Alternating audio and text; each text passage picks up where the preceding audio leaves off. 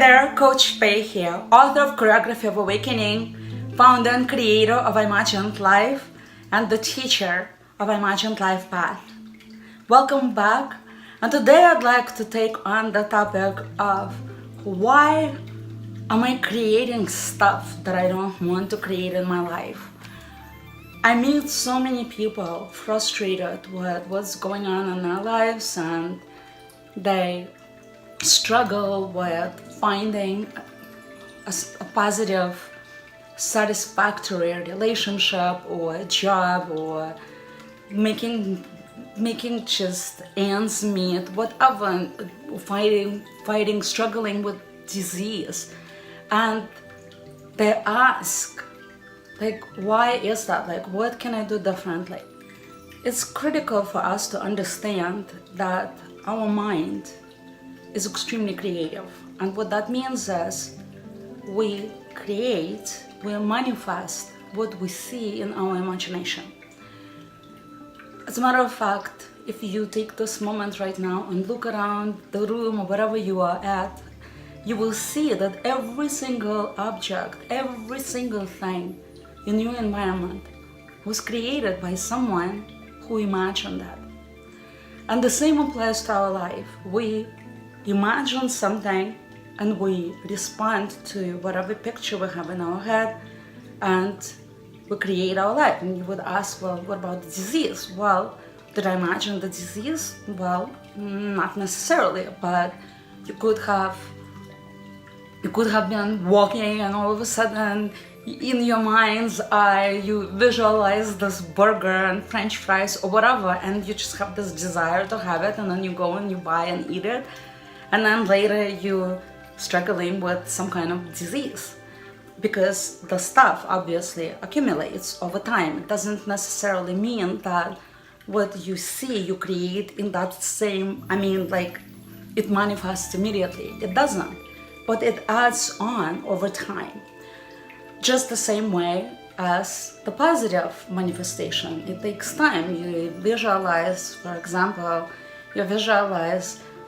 becoming a doctor, and you really want to become that. You don't become a doctor at that very moment. You start taking steps to become a doctor. You start studying about medicine. You go to medical school. You complete medical school. So it's a long process. And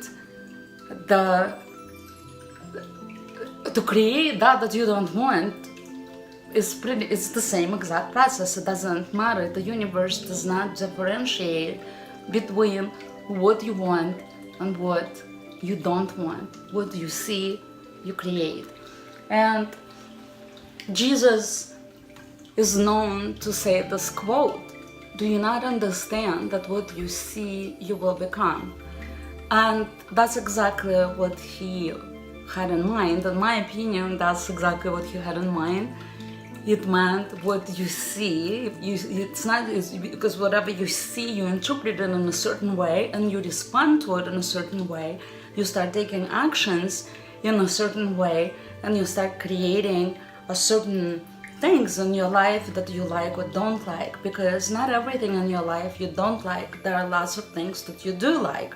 So you create both of those things. And when I decided to record this video, all of a sudden I remembered this situation when I coached figure skating. And I coached skating, and my student would be doing the program, we're doing the elements, and it would be a busy skating session, and there are lots of people on the ice, and when there are lots of people on the ice, people get in the way. And so my student would come over and complain, "Coach Faye, I can't do anything, everyone gets in my way, and just getting really frustrated." And I'd look at my student and I said, really? What if you stopped looking at people and you started looking at the empty space? And for a moment they'd be like, I'm like, well, look. So, I'd show them, there'd be a person standing in front of them, and you look at that person, and I'll look a little bit to the right, and there is no one there, it's empty space. So It just happens that we always gravitate towards that we see. It's just a normal thing. I mean, think about driving on a road. If you're like stuck looking at some object, you have actually increased the likelihood of hitting that object. Where if you're actually looking at the empty space, it's much easier for you to go around that. If you walk, for example, on a wooden plank that's being put from the roof of one building to the roof of another building, they tell you don't look down, because if you're going to look down, you're going to fall down. So it's the same exact principle, that what you see you will become, that you have to really commit yourself to training your mind to see that you want versus seeing that you don't want. So many people live in fear of scarcity, in fear of poverty, in fear of loneliness, in fear of being abused and taken advantage of. Well, how can you be afraid of those things if you've never seen them before? So the only way you can be afraid of those things is as if you have seen them before and if you're continuing seeing them.